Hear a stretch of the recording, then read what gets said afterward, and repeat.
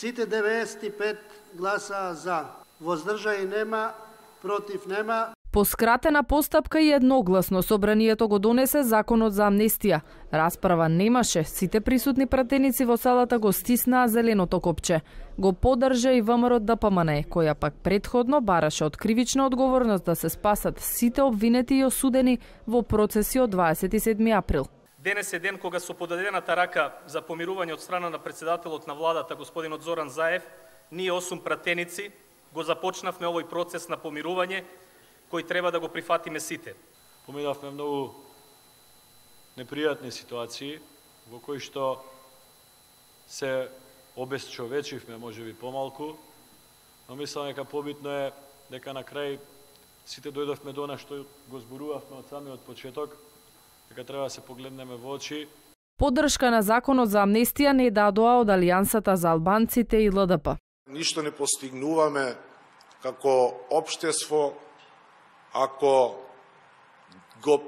ги помируваме злосторниците. Собранието ја донесе, а обвинителката Вилма Русковска и судиката Добрила Кацарска ке треба да ја спроведат амнестијата за крвавиот четврток. Тие ќе одлучуваат за судбините на поголем дел од учесниците во 27 април кои се обвинети за терористичко загрозување на уставниот поредок и безбедноста, а за другите процеси надлежните суди и обвинители. Не влегуваат во процесот на амнестија луѓе кои што влегуваат под овој член 324 издржување заради непријателска дејност, луѓе кои што извршиле физичко насилство, луѓе кои што носеле оружје и кои што имале одговорност во смисла на службена положба и овластување.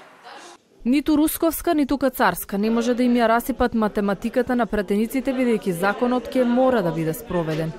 Тој што се чувствува невин, има право да не поднесе барање и да ја докажува својата невиност.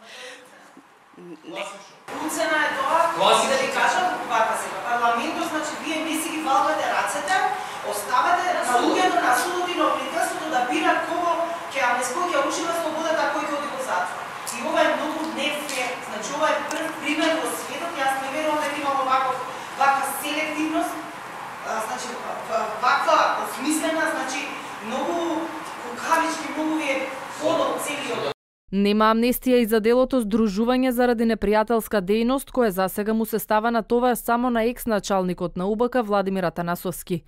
Законот за амнестија ќе ги пресретне пресудите од најобемниот случај во кој 33 се обвинети за терористичко загрозување на уставниот поредок и безбедноста и јавноста, а ниту обвинетите ќе немаат можност да ги слушнат одлуките, односно висините на казните.